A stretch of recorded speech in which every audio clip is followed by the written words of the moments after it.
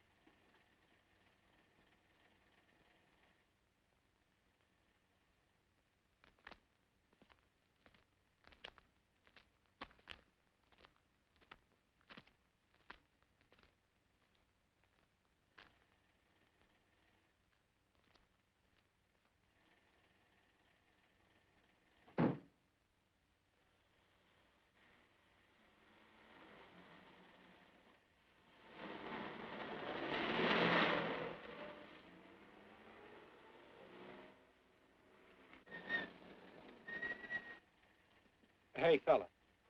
Come here. What were you doing back at that radio shop? Just looking. I was on my way home. Live around here? Yeah, a couple blocks down. Let me see some identification. Sure. Yeah, I guess I forgot my wallet. Look, lad, I've got to see some identification. How about my Army discharge? I got it right here.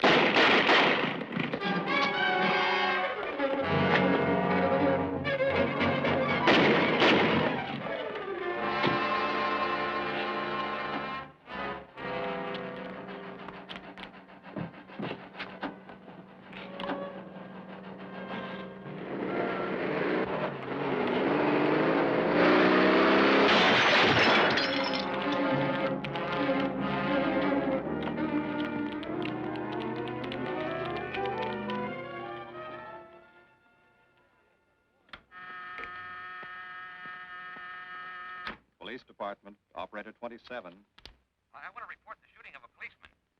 Hold on, please. Give me that again, please. I'm calling to report the shooting of a policeman. What's the address? 5057 State Street, just west of Santa Monica. Just a minute. Receiving hospital. Operator 2. Operator 27, 5057 State Street, 5057 State Street. An officer has been shot.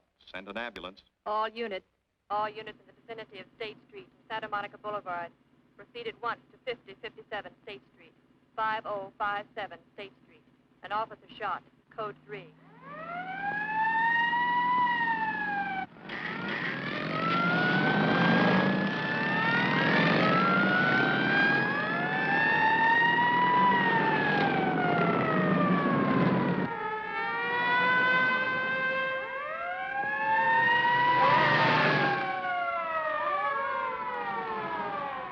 To Control 1. Control 1 to 80K. Go ahead. This is Breen. Instruct homicide to throw out a dragnet and pick up all suspicious characters in the area of the shooting. Also notify Sergeants Marty Brennan and Chuck Jones to report to me at the scene of the crime. Control 1 to 80K. Roger.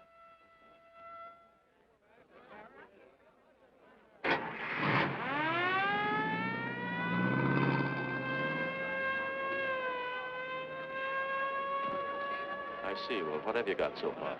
Well, not much, Captain Breen. A couple of cartridge cases. Oh, Marty, Chuck. Hi, Cap. Eyewitnesses? Who was first on the scene, reported it? I was. I live here. I'm a light sleeper, but my hearing is good. And my cat... Did the officer say anything before he collapsed? Yeah, he gave a description of the fella. On the shooting of the officer. Suspect is a white male American. Age 26 or 7. 5 feet 10 or 11. 155 to 165 pounds. Brown hair. Regular features. Pencil mustache. Repeat broadcast. All units. Is that about it? Yes, sir, exactly. And the officer kept saying, he looked like such a nice kid. He looked like such a nice kid. As if he couldn't believe what had happened to him. I see. Is that all? Yeah. Thank you very much. Yeah, well, anything else I can do, I'd be glad to help you. We may call you. Right. Get his name and address, will you, Bob? This door been checked, Lee? Yeah, it's okay, Captain. Find anything? Nothing but some smudges so far. Found this in the glove compartment. I think it's nitroglycerin. Doesn't look quite right. Well, check it down at the lab. Right.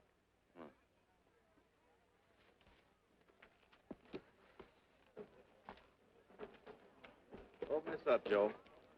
No key, Captain. Let's try it open. Give me that bar, Frank.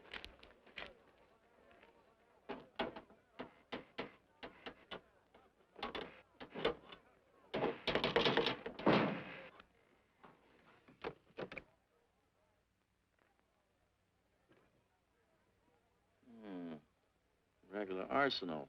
Yeah, get a load of that. What is it?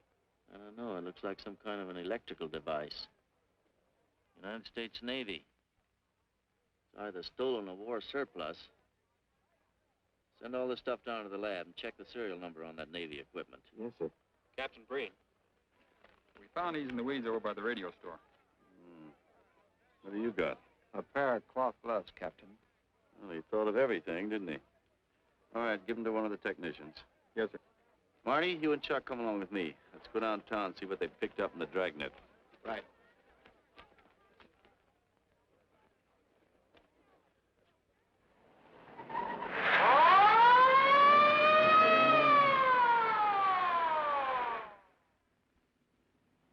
You know him, Marty? Yeah. I know his wife, too. Ever since high school. Captain, I wish you'd let Chuck and me handle this case. All right. I don't want any dead heroes. I just want the man who shot Rawlins. The suspects began to arrive at headquarters in droves. The police tossed every motel and hotel and many private homes in a 4-square-mile area around the scene of the shooting. Every available radio car and patrolman and detective was out on the dragnet. The strings were being drawn tighter and tighter. Many a man returning from a date or a late party or a poker game surprisingly found himself in a squad car, its siren screaming as it brought him to the detective bureau. The dragnet gathered in some strange fish, and many ordinary ones. All the rest of that night, the detectives probed, needled, questioned, quizzed. Everything was checked. Fingerprints, names, addresses, stories. Every fish in the net was examined. Most of them thrown back into the sea, not worth keeping. Except a few parole violators and slightly shady characters whose stories needed a lot of verifying. I wasn't prowling no cards. Just taking a walk, you know, getting in condition. You were running when the radio car picked you up. Yeah? Maybe that's why the guys call me Punchy. He's got a point there. 2 felony convictions, no warrant, no warrant. He's on parole. Book him, violation of parole. Let's have the next one, Joe. What were you doing in that vacant lot? The vacant lot. Lot? What were you doing in it at that time of night? Niệm của mình cũng to lo, ngồi ấy xì hữu nội là ngồi ấy 30 cái nền bị lực dưới lại của ngồi sinh thành nhé, ngồi thành ca giờ ngồi từ lừa đầu ra sang gì. You say your name is Ralph Henderson. So what? Well, you know, it's a funny thing, Ralph. There's a guy around this town that's been wearing your fingerprints. Only his name is Pete Hannon. Okay. So I'm dead. So what's one more confession in my life? Now you're talking, Hammond. Okay, Andy. Hello, Harry. What have we got here? Oh, some robbery suspects. Candidates for San Quentin. Handsome here is the big shot. He runs the outfit. Have a gander at his record. Car theft, escape from reform school, robbery, assault with a deadly weapon. Not bad. Look at the heater we found on him. German Luger, fully loaded. Redhead here tried to carve up one of the arresting officers with this pretty toy. Nice boys. By dawn, many minor wrongdoings had been uncovered, and a few incipient felonies. The checking of the suspects had been thorough, painstaking, and tedious. But all the work was for nothing. The man who had shot Officer Rollins was not among them. He remained no more than a description, a shadow of a man, mysterious, elusive, deadly, hidden away somewhere in the vast city. As for Rollins himself, he couldn't help. He was in a coma at receiving hospital. Mrs. Rollins waited out the long, tense hours while her husband fought to live. Many another officer's wife had so waited. Many another will. The word came shortly after sunup.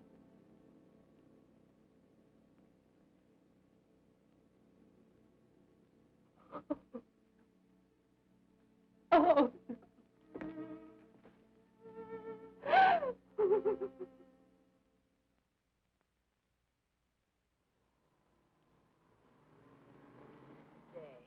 A white male American, 26 or 7, 5 feet 10 or 11, 155 to 165 pounds, brown hair, regular features, pencil mustache. This was no frightened fugitive. What went on in his mind? Why had he set his hand against his fellow men, taken the life of another, of a stranger, of a man who was merely doing his duty? He must have some plan, some goal that called for sudden death to anyone who got in his way.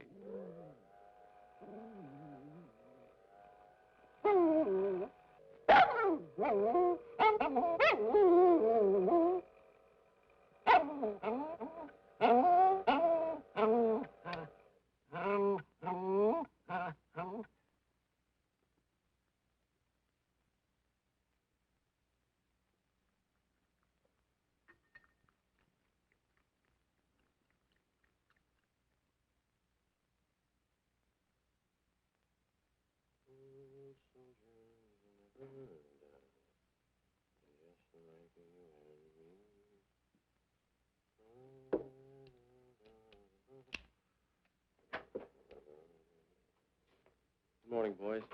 Morning, Lee. Hi, Professor. Well, I thought this was safe cracker soup. You gonna drink it, I hope? I'm really a nice guy. Stick around. I'll prove it. Come over here.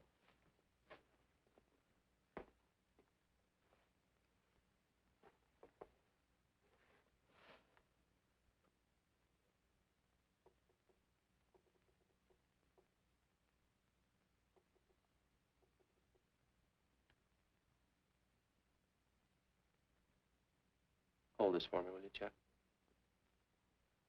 Thank you.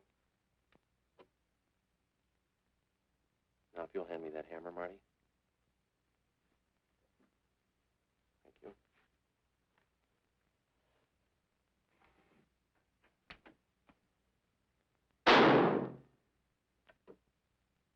Yeah. Nitroglycerin. I didn't ask for a collection of fingers, just fingerprints. All those nice fingerprints on the car belong to the man it was stolen from, Cap. Nothing on the guns or picklocks? Not even an interesting smudge. The gloves? Common type, worn by undertakers. I'll check on them. They won't show anything. What did your scientific test show? A couple of little things. Tool identification on these picklocks. I got one under the scope. You want to take a look? Yeah.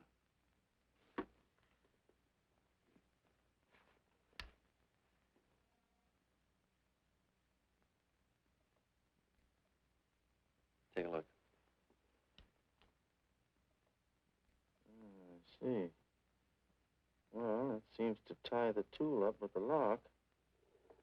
Now, if that microscope would only tell us who did it. I'm working on that. No, only an amateur would carry that liquid dynamite in a car. This boy's no amateur. Took the precaution of desensitizing it so it'll take normal shock. Took a lot of other precautions, too. No fingerprints, no identification, nothing definite. Except he's scientific. Knows electricity. Is inventive. Yeah. I'm happy on the trigger. This is Captain Breen. Get me Captain Stevens a burglary, will you? I hate to disappoint you, Lee, but I think you've come up with something. Hello, Steve. How are you? Did your daughter's marriage come off all right? Good. Look, Steve, on those burglaries of electrical equipment lately, were there any where picklocks were used to gain entry? Good. Well, let me know if there's another report of one, will you? I've got an idea the Rawlins killer may be tied in with those. Fine. And give my regards to the newlyweds, too. So long, Steve. Well, what are you waiting for? You've got a job, haven't you? Get going. Yeah, let's go, Junior. Hold this for me, will you, Lee? Thanks. And so, with no fingerprints and only a vague description to go by, Sergeant Brennan turned to the modus operandi file. A criminal, like any human being, has his own habit patterns, unconscious traits that can lead to his downfall.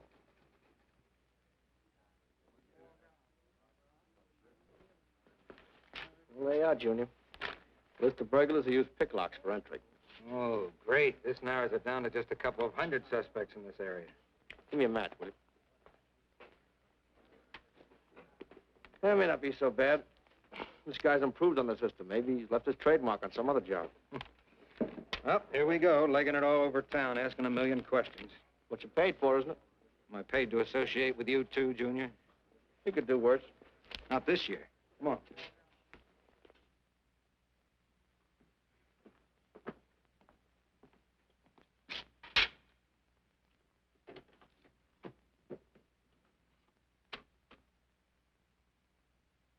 Car 12, car 12, in the 10,000 block on Mississippi. A 394-15 disturbance.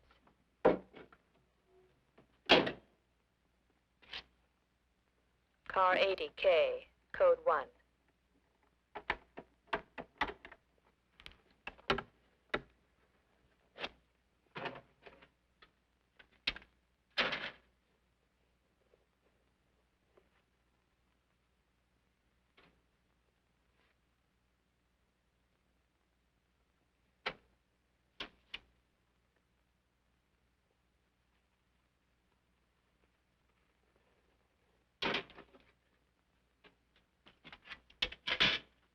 All units, on the broadcast of the suspect arrested in the shooting of Patrolman Rawlins.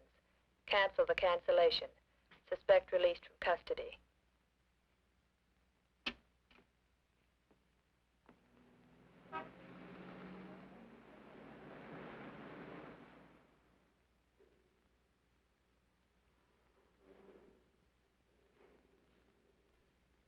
Oh, hello, Mr. Martin. You find Mr. Reeves in the machine shop.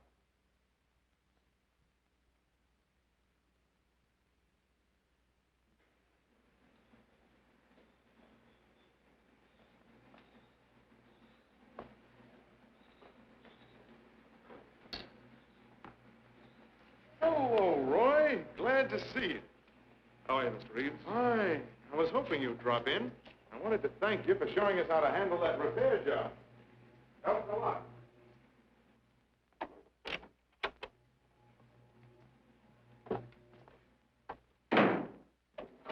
Oh, what have we got this time?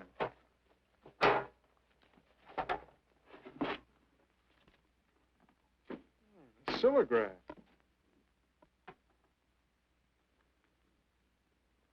There are plenty of these around, Roy. Not like this one. Yes, I see. I suppose, as usual, you've added your own improvements. You know, it seems wrong that a man of your talents should bother consigning equipment for rental. I'd like to see you devote yourself entirely to experimental electronics. It'll come one day. I'll have a place like this. Well, why wait? I've got a pretty good setup here. You'd have modern equipment to work with, a lab, and my confidence. Thanks, Mr. Reeves. I have other plans. But, Roy, you can't tell where it'll lead. Might even work your way around to a percentage of the business. I like it this way. You just rent out my equipment. All right. But if you should change your mind... I'm not likely to change my mind. I suppose you want me to set this up for rental, too. Mr. Reeves, you've already got 5 pieces of my equipment. You'd like to know what results I've had from the rental so far, hmm?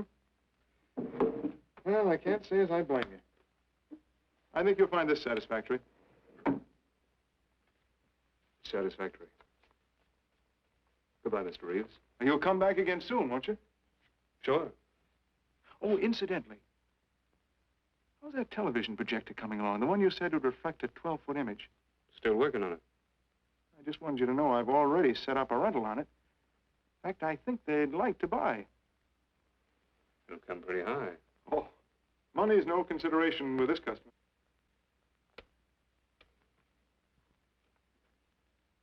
Tell him he can pick it up tomorrow.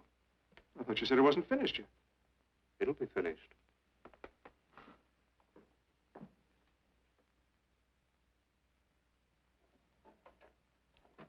It uses an image fixer and then projects by ordinary incandescence.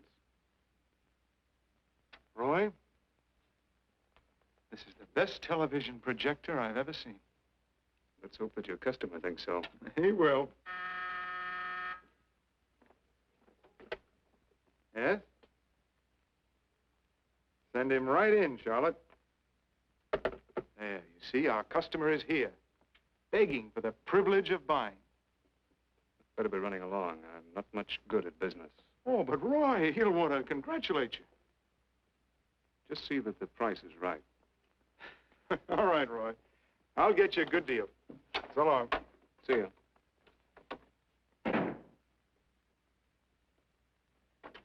Well, Mr. Dunning, come in. Isn't it a beauty?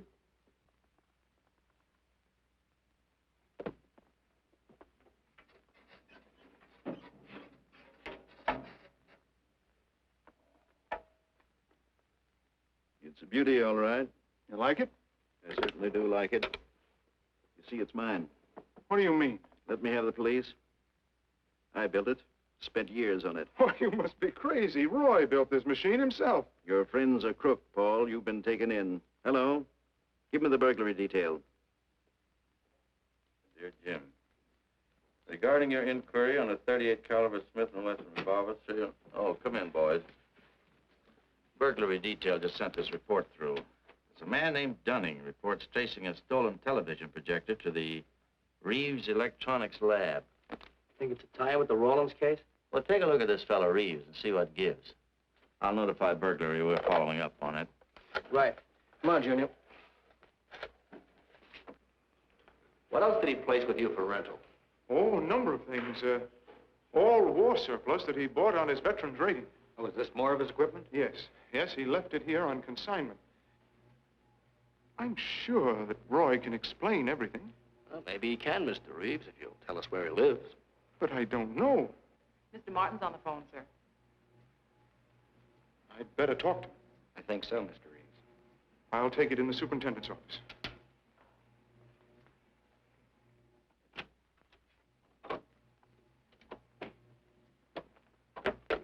Tell him that you sold the set, and his money's waiting for him here. Find out what time he's coming by.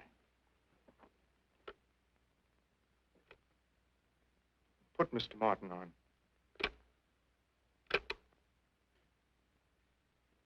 Hello, Roy? Yes, I've sold it. Your money is waiting here for you. Yes, I'll be working late tonight. What time will you be by? First thing in the morning. Well, maybe you better come in tonight, Roy. A couple of things I want cleared up. Like what? Oh, technical things. Besides, I don't like to leave the money in the plant overnight. How about 8:30? Fine. I'll see you then. I'll leave the front door unlocked.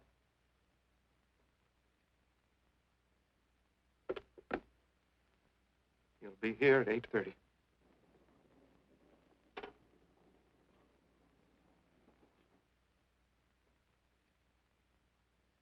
Well, I'll just run along home and get some dinner. We'd like you to stay too, Mr. Reeves. Why? For company. You want to cooperate, don't you, Mr. Reeves? Certainly. Good. Now, you just wait in your office. We'll be around. Very well. This way, gentlemen.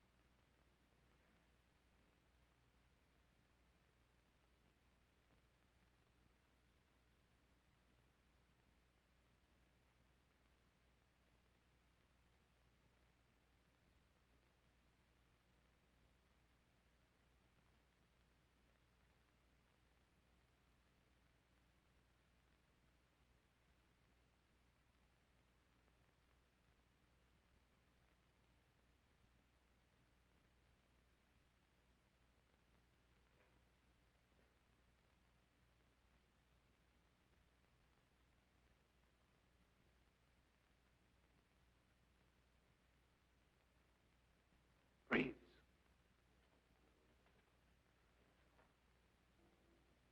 That you, Roy?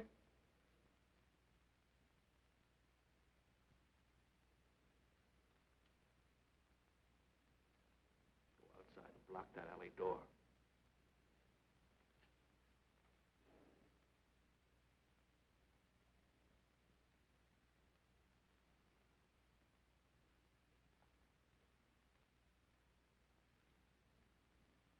Where are you, Roy?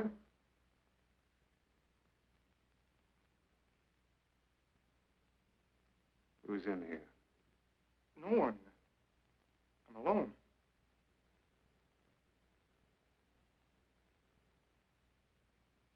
Come on in. I've got your money for you. Bring it out here. All right. Just a minute.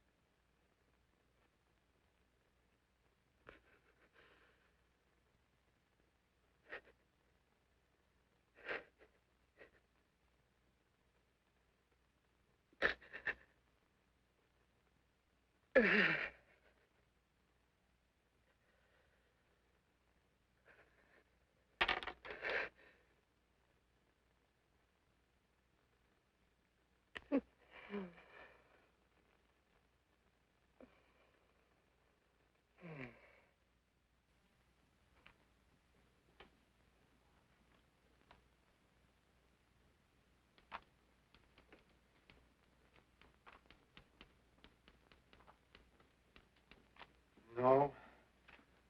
None of them even looks like Roy Martin. He had such a fine face.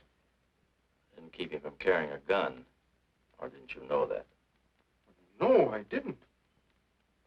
I told you all I know, all he ever told me. What about his friends? Didn't he have a girl? No, I don't think so. He had no interest in anything but electronics. Where'd he pick up the subject? Books, magazines. Mostly from the Signal Corps. He was attached to a radar unit. Get a teletype off to the War Department. That might help. Yes? Ready on your call to receiving hospital, Captain Breen. Hello, this is Captain Breen. What is the latest report on Sergeant Jones?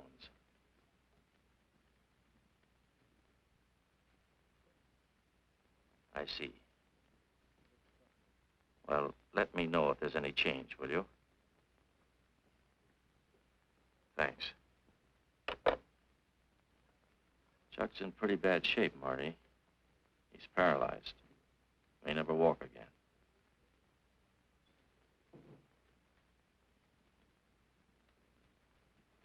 Oh, I'm sorry. It's funny that Martin showed up at 7 when he told you he wouldn't be there till 8:30. I don't know why. Except he was always unpredictable. I'll tell you why. Because you warned him. That's why he came early. That's why he came in the back way. But you heard me tell him the front door would be open. And the key didn't let him in the back way? He must have had one made. Why don't you tell us the truth? Marty.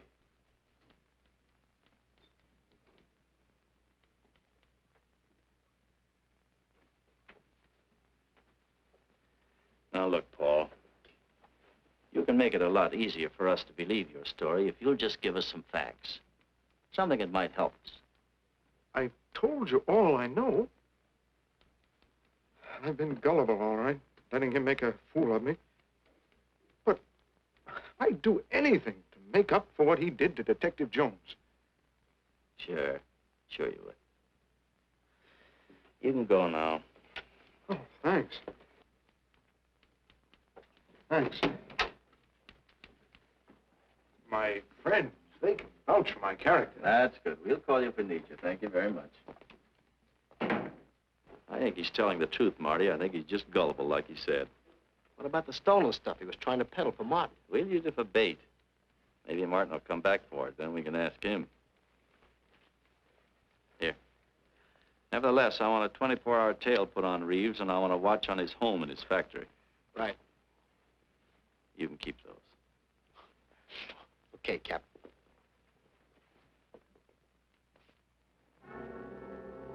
And now the killer changed his tactics, his modus operandi. It would baffle the police. They always expected burglars to remain burglars, not go in for stick-ups. They'd never tie this up with him. So wearing a variety of disguises, coming and going like a shadow, ready to kill if cornered, he struck the bottle stores in a one-man blitz that had the robbery detail dizzy.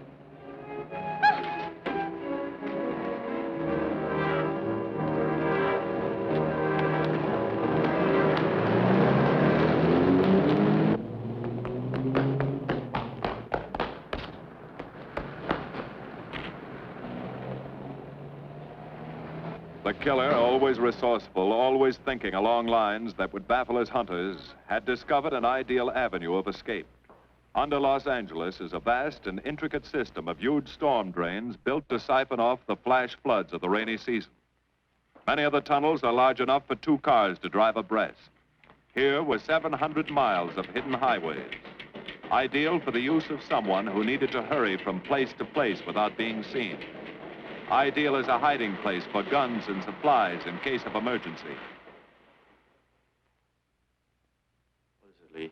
Well, the reason I asked you to come over is I think I've hit on something. An identification? No, not quite, but a tie-up. Now, These are the shells from the gun that killed Rawlins. These were fired in the liquor store holdup in which the bandit got away. And these were fired at Chuck. Now, as you know, every ejector, even in guns of the same model and caliber, is different. Each one leaves its own markings on the cartridge casing. Now, look at these fine striations. This deep gouge. The same on all three. In other words, the man who killed Rawlins and the man who shot at Jones and Brennan, the stick-up was blitzing the liquor stores, are all the same man. Right. All we need to know is what that man looks like. Get me Chandler in robbery, will you? I've got an idea about that. Also, it'll give us a chance to see if Reeves is on the level with us. Steve, Breen, about those blitz holdups you're on. Round up all the victims and have them down here tonight, will you? Oh, it's just a little scheme. Thanks, Steve. That's good. Now I'll sketch another one of the same type, only this time thin it out a little, huh? All right. Hi, Lee. How's it coming? Be ready for tonight? We'll be ready. Think it'll work? It should. When'd you get the idea? From a kidnapping case in Chicago. But I thought these slides might be an improvement over the method they used. Could be. Captain thinks so. Good evening, ladies and gentlemen. May I have your attention for a moment, please? You've all been asked to sit in on a little experiment tonight. We're going to try to build a picture of a face. A face of a man who's cunning, resourceful, and deadly. He's a man who killed a police officer. Now, some of you he held up at the point of a gun. You may have seen his face, remembered something about it. And we want you to tell us exactly what you remembered. Whether it's his hair, eyes, nose, or mouth. And we're going to try to put those pieces together so that they add up into a picture of the face of the man we want. Now, you can see how we're depending on you. Lights? Now, first, we're going to concentrate on the type of hair our man had. And if the picture looks anything like his hair, I want you to speak right up. All right, the first slide, Lee.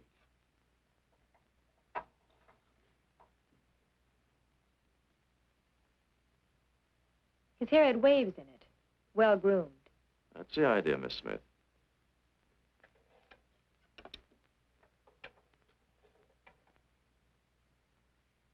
Is that any closer? No, it was parted on the side.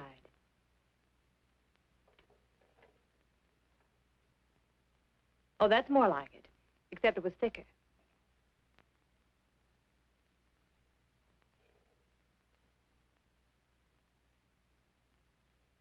Oh, that's very close. Yes, that's the way his forehead looked. It was broad and high. All right, hold that slide. On the next series of slides, we'll take into account his eyes.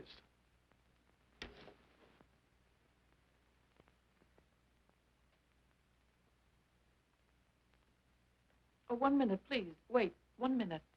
His eyes were a little like that. Maybe a little smaller, like beads. Go on, Lee.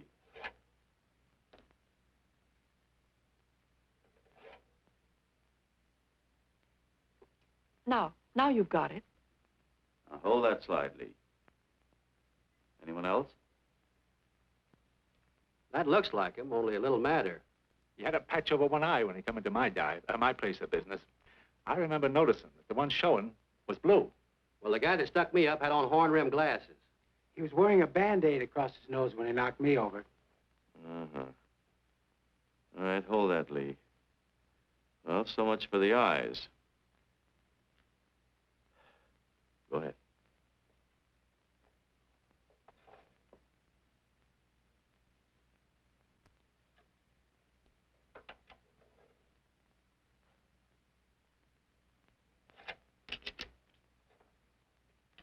Señor Capitán. Yes, Miss Montalvo? Ay, ¿cómo se dice en inglés? A sus órdenes, señorita. Ah, qué bien. En este bandido, la nariz fue chata, como aquella, pero un poco más chata y más ancha. Like that, Captain, but more snubbed, wider. Try another one, Lee. Como aquella. Casi la misma. She says that's about it. Thank you very much, Miss Montalvo. Get Reeves. Any more comments? That's pretty close, all right. Pretty close. Perfect. All right, now we'll start on the mouth and chin. The next series, Lee. I think his lower lip stuck out more. The mouth was thin and mean, like it never laughed. Go ahead. Something like that, but thicker lips. There. That's it. That's him. All right, now hold that right there, Lee. Oh, come in, Mr. Reeves. Good evening, Captain. Did you ever see that face before? Why, it's Roy. Except for the hair being a little lighter and the eyebrows heavier, it's Roy. You're sure? I'm positive I'd know him anywhere. Lee, I want a retouched photograph. Now lighten the hair and give more body to the eyebrows. Right. Lights. That's all. Thank you very much. You've been a great help. It's positively amazing how you found out what he looks like. Well, we're looking for an amazing criminal, Mrs. Johnson. Thank you and good night. Good night, Captain. And so the face of the unknown killer, built up from fragments of evidence, was sent out all over the country.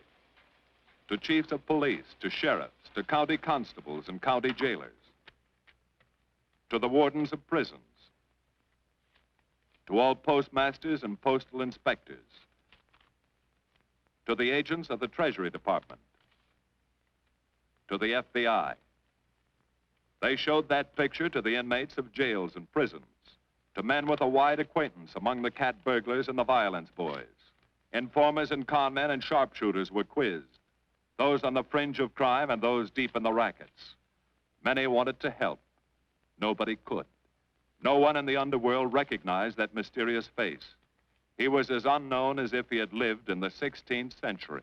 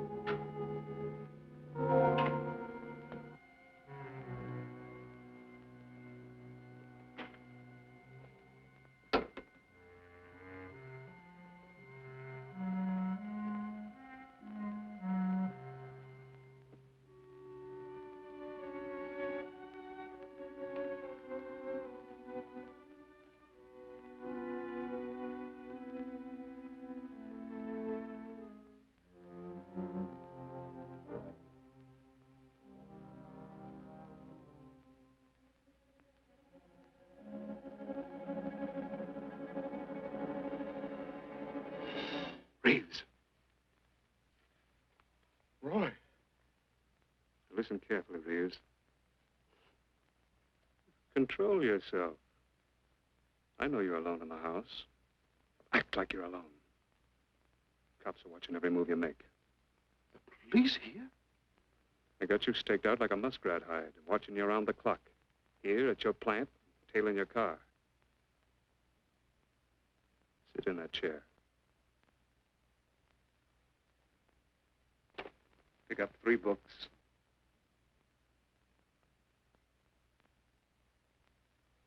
Don't look up and don't answer me. All right. But glance at the books.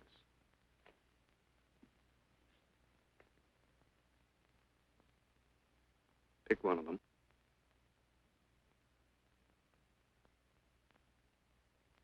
Okay. Now, that's the book you want to read before you go to bed. Now, get up and turn off the lamp.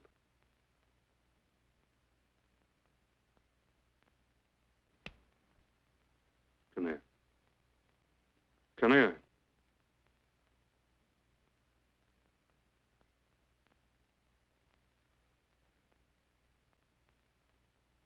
Go in the den.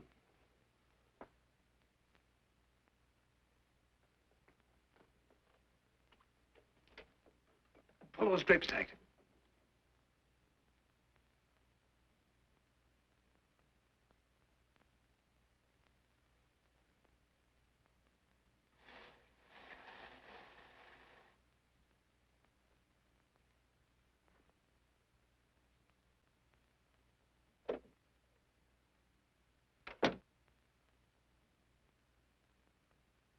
Now, get away from him.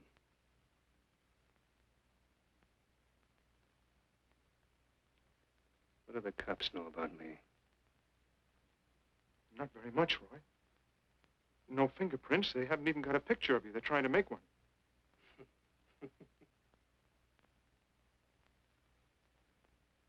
How much cash you got in the house? None. I never keep any cash in the house. It isn't good business.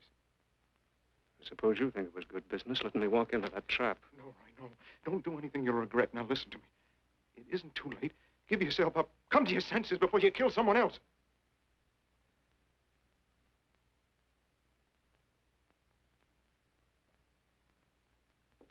What do you mean, someone else? What do you mean? Nothing. The two officers, they said one of them might die. He's still alive, isn't he? Reeves? I never thought you'd stooge for the police. You almost got me killed. Roy, you know the police are right outside. You'd never get away with it.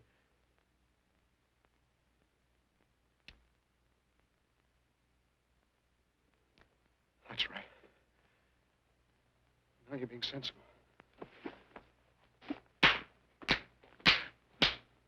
I know there's money here. Where is it? Don't worry. I'll get it.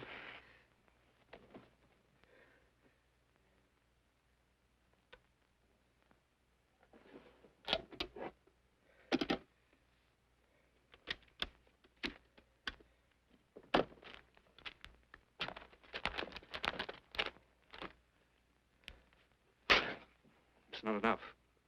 Stuff you've got in mind is worth thousands. I'll get more. Get it. Keep it handy. I'll be back next week, next month. But get it and have it ready. Just give me time.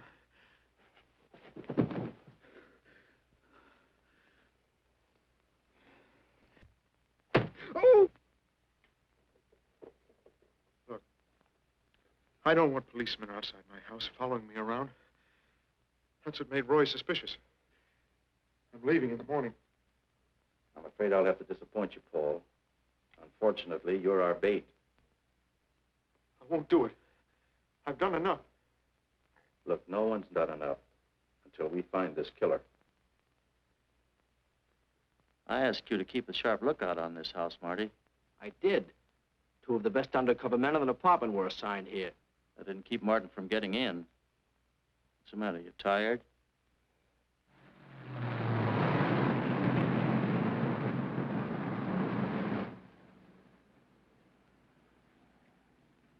You got any idea how long you've been on this case, Marty?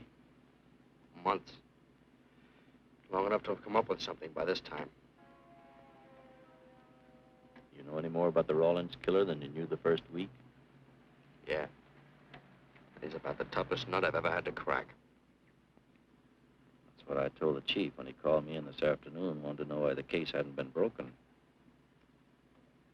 Look, Captain. Rawlins was a friend of mine. So's Chuck. I've got a bigger stake in this than the chief knows. I'm doing everything I can. Well, I'm afraid it's not enough, Marty. Maybe you're too close to it to see it clearly. Maybe it needs a fresh team, a new viewpoint. I think you better take a couple of weeks off, Marty. Starting tomorrow. Anything you say, Captain.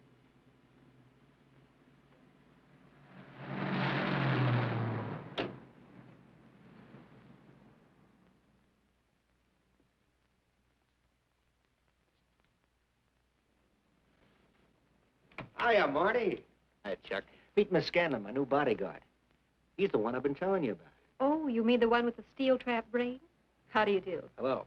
Say, this guy been behaving? After a fashion. See, she takes me out in my go-kart, puts me to bed, wakes me up, dresses me. You're perfectly capable of dressing yourself now, Mr. Jones.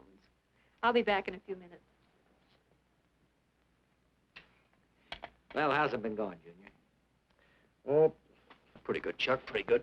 Is that why you're off the case? How'd you know? Breen was in to see me this morning. Oh. Suppose he also told you they put a new team on the case. He told me everything. Yeah. Let's see what his new boys dig up. Well, maybe they'll examine the facts of the case a little more carefully. What facts? That our man's sharp? That he's intelligent and works alone? That he has no record, never leaves a fingerprint, and knows every move we make? Sure, plenty of facts, only they add up to nothing. Sure, forget it. You got yourself a 10-day vacation. Go on down to the beach, get a suntan. By the time you get back, the case will be broken. Isn't that what you want? You know better than that. All I know is what I hear. You sit there batting your gums about how the old man let you down. Maybe he's trying to wake you up. He's got a funny way of showing it. There you go, flying off the handle. Always taking things for granted. I wish I could get up and boot some sense into you. He knew what this case meant to me. He still does. That's why he's trying to get you mad enough to do something about it. You don't really figure that's his idea, do you? I know it is. Ah, it's a tough case, Chuck. Not an angle, nothing to go on. You'd know what I meant if you were out working with me. I have been working with you. That's all I've had to do lately, just sit around studying what little facts we have, trying to figure out who he might be. You know the kind of a guy we're up against, then. I tell you, Chuck, this guy's a genius the way he operates. As if he were right there with us every time we go out after a lead. Oh, sure. Breen's been tipping him off just to make you look bad. Yeah, almost like that. Boy, he beats us to the punch every time. There's your angle. You just hit it on the head, but you don't see it. Look, start adding. 1, he's unknown to the underworld. 2, he beats you to the punch, right? And 3, it's almost as if he were with you. Isn't that what you said? Yeah? Well, tie that up with a lot of other little things, like the fact that he uses a police gun and the accuracy of the shooting. Anybody could buy a police gun, and the Army could have taught him how to shoot. Yeah, but who taught him how the police operate? Oh, I know what you're driving at, Chuck. But a cop. Those things happen. Yeah. Now, if I were still in the case, I'd start with our own department first, then Santa Monica, Culver City, Burbank, Pasadena. See you later, Junior. Hey! Don't let him out of your sight, beautiful. It's the first time in years he's used his head.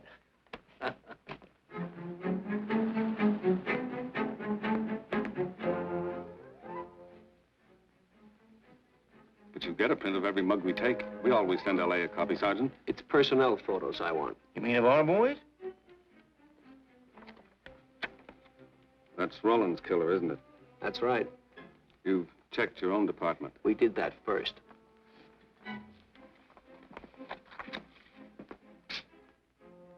And so the tedious quest went on. Sergeant Brennan wore out his shoes and his patience, going from police station to police station, checking photos until his eyes were blurry. For police work is not all glamour and excitement and glory. There are days and days of routine, of tedious probing, of tireless searching, fruitless days, days when nothing goes right, when it seems as if no one could ever think his way through the maze of baffling trails a criminal leaves. But the answer to that is persistence, and the hope that sooner or later something will turn up, some tiny lead that can grow into a warm trail and point to the cracking of a tough case.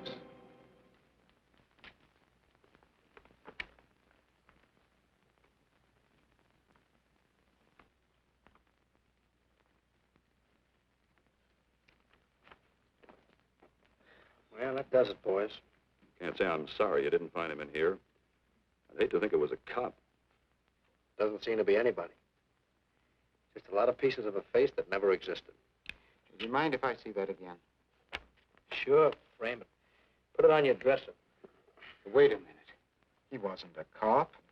He was a radio technician right here in our dispatch office. What did you say? I'm saying he worked here in 42. Well, come on, give. I remember the kid well. He was sort of strange, never bothered with anyone in the department, just kept to himself. But he was in line for promotion when he was drafted. Where was he living at the time? I don't remember. Try the dead files. He never asked for his job back after the war. I remember writing to him about it, though. He was an excellent worker. Oh, yeah, here we are. Yeah, this is it. Took a while before he answered, but like he says in the letter, he wasn't interested.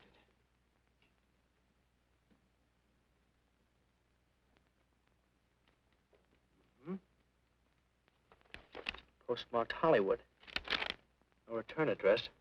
What do you want us to do? All the work? Oh, thanks a lot, Freddie. Remember, he was a civilian employee.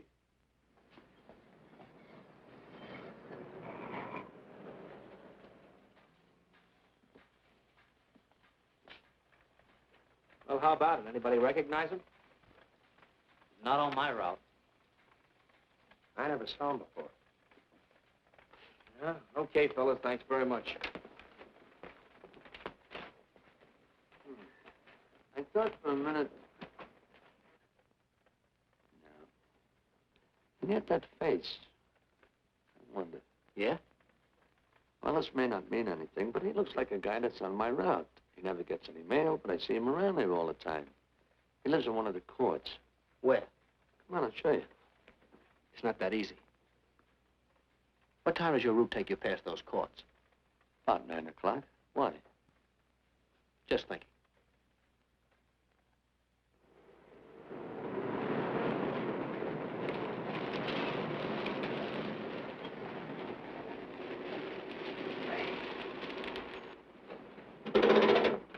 You got any chocolate milk? Sure have, buddy. Yeah. Thanks. Which apartment? Straight on back. Second in the yell. Number 7. Right. Kind of warm today, huh? Oh, it's not too bad for this time of the year.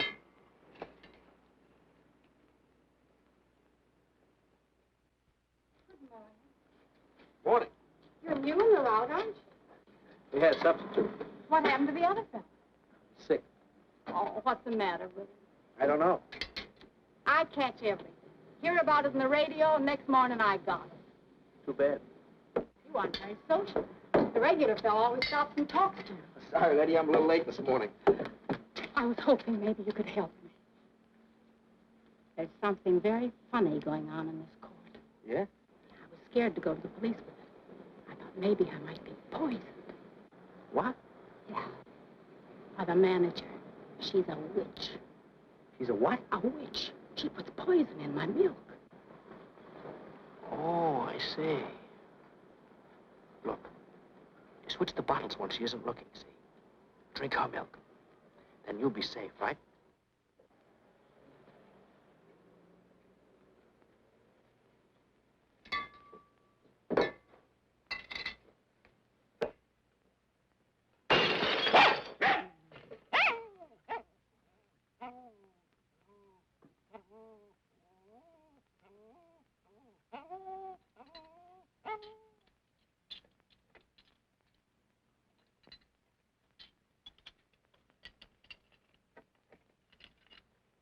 Why, I had a little accident.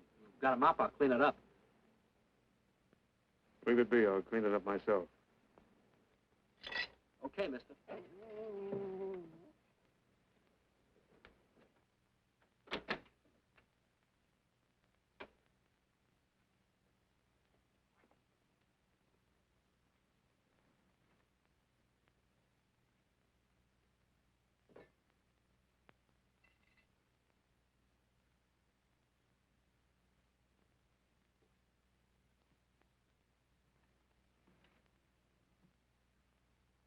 The place is called Bellevue Court. I drew this from memory, but it's pretty close. That's where he's hiding out, right there. You sure he's our man, Marty? Captain, I couldn't go wrong on that face. He's our man.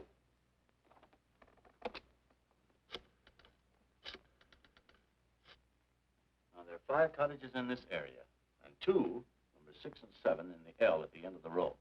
Our man lives in number 7. This building department plan will show you the whole layout. It's bounded on 3 sides by Fuller, Santa Monica, and Poinsettia. Now, the court is partly surrounded by a high wall. Breen, homicide. Good. You keep your eyes open until we get there. Morgan has just gone into his bungalow alone. Any questions? All right, you all have your instructions. Let's go.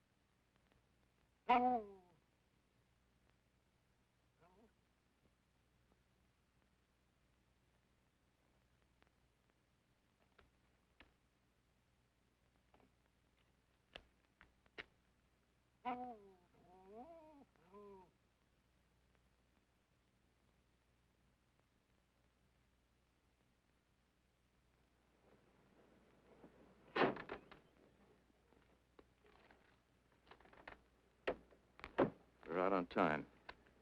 Wait 5 minutes. Go around and block the side entrance. Keep your lights off.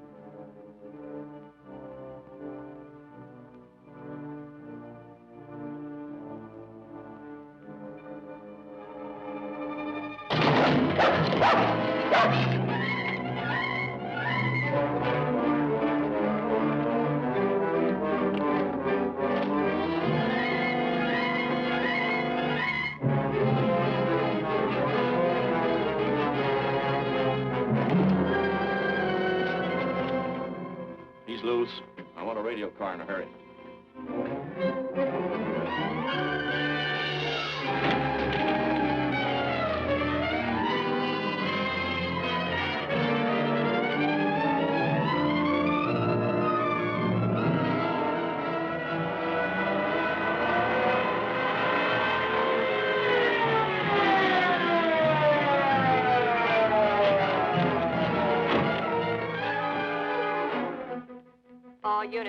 All units in the vicinity of Santa Monica and Fuller. The murder suspect in the Rawlins killing is at large.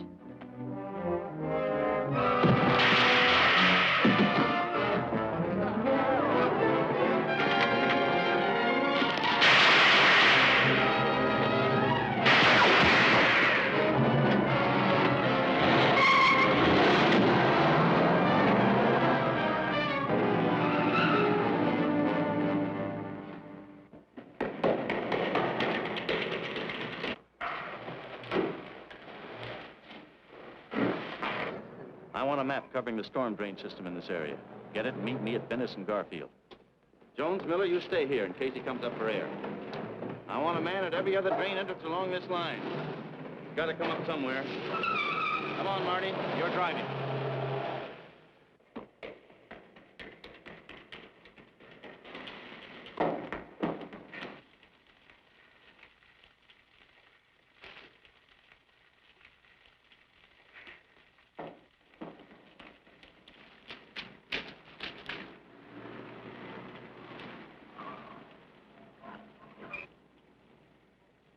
Keep this drain covered.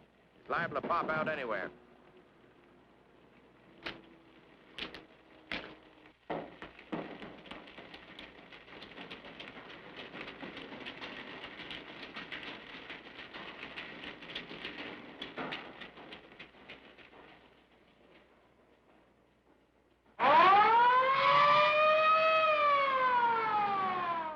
Why Venice and Garfield, Captain? It's the main intersection of the system. We can head him off that way. ADK to Control 1. Clear frequency 7. This is an emergency. Control 1 to all cars on frequency 7. Stand by. Control 1 to 80K. Go ahead. Notify homicide. Send the following to Venice and Garfield. 4 squads, battle lanterns, gas mask, tear gas. Urgent. This is a code 3. Control 1 to 80K. Roger.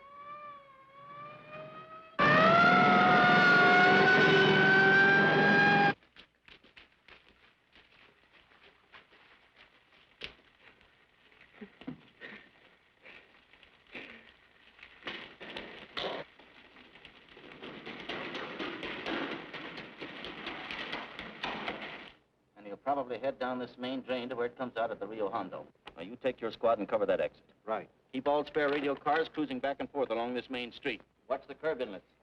We'll go in here.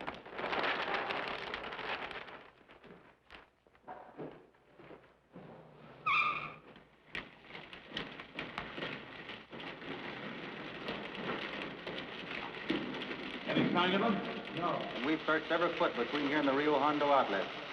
Then he must be up ahead.